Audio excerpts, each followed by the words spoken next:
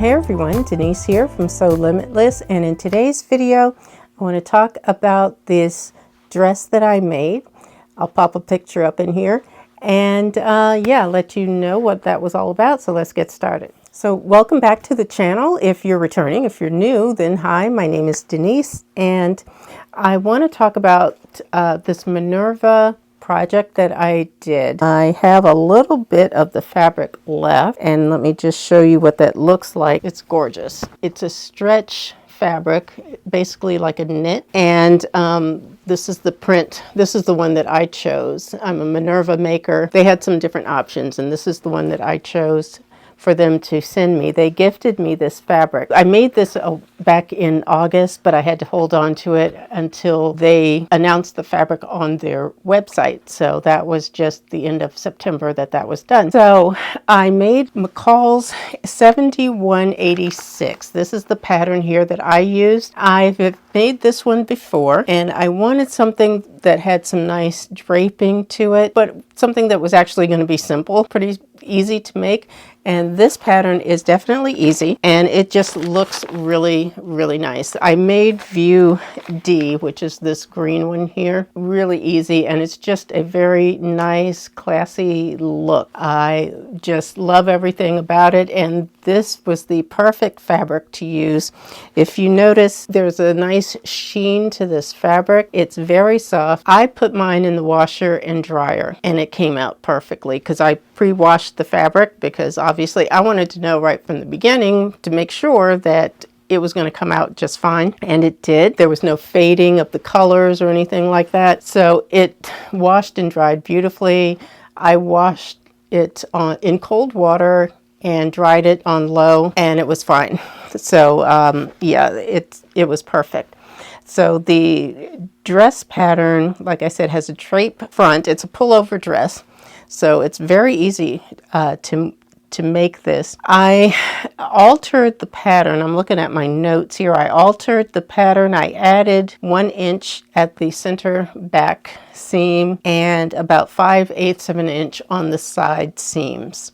I think, yeah, because when I tried on the one that I had previously made, that fabric, the stretch on that fabric was a little bit different. So I wanted to make sure that it was a little bit looser with this stretch velvet. And so I think the alterations that I did turned out perfectly. And when I tell you that this dress was easy, I actually made this in one day. So it was very, very easy to make. I did most of the construction on the serger, so that of course makes it faster and a bit easier to do. This is called a crush velvet. The pattern is Midsummer Magic. I'll leave you a link. It's Midsummer Magic is the name of this particular print that I was gifted, and it's called a crush velvet, but it's not like crushed velvet that we see in the stores where it's more patterned. This is just a smooth texture with a nice look, a nice sheen to it. The light catches it, and it's actually really stunning to look at. I did, for the construction, I used a walking foot. I made this not on this machine. This is my Bernina. I have a walking foot for this one as well, but I used my brother walking foot. And this one is a more universal walking foot because this one fits on my brother machine. It fits on my Husqvarna. So I used a walking foot, and that ensures that your layers don't slip. Like if you have those feed dogs at the bottom, sometimes they'll pull a little bit too much, and you may have started out with your seams even, and then they get off kilter, and then it's kind of a mess. So I definitely recommend using a walking foot for using something like this, because it's a bit of a slippery knit fabric. So the walking foot is perfect for this. I used a needle. It was a jersey needle. So yeah, so that was what I did for that. And I would recommend a new needle because you don't want anything pulling or nicking or anything like that. Now, as far as pressing this fabric, So yes, you definitely don't want to have any marks or anything like that when you are pressing velvet. I don't recall actually really pressing this from the right side anyway. When I did mine, I would do it from the wrong side.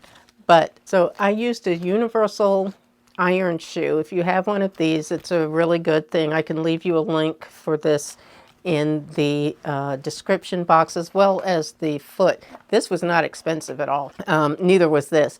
I can leave you a link for these things, but you want to use something like an iron shoe, or what I actually did with this particular, because sometimes I'll always have the iron shoe on my iron. So my iron will be hot before I realize that I should have put it on. So what I did in this case for this dress, I used my press cloth, and my press cloth is literally just a piece of muslin that I cut, and I used pinking shears around the edges, but I just doubled, because I have several of these that I've cut in different sizes. I doubled over the cloth, so I just took it and doubled it, and that's what I used, and that was perfect. I put the iron was on a wool setting. I pretty much always use steam, so that's normal for me. But yeah, I just doubled over the press cloth and used that, and I had no problems with the fabric. The only thing I would say with something like this, and let me show you the wrong side as well. The wrong side is this white fabric, or this white backing. One thing I notice is what you don't want to do is have a lot of marks where you need to take things out. It kind of bruises the fabric a little bit if you have to take out a lot of stitching.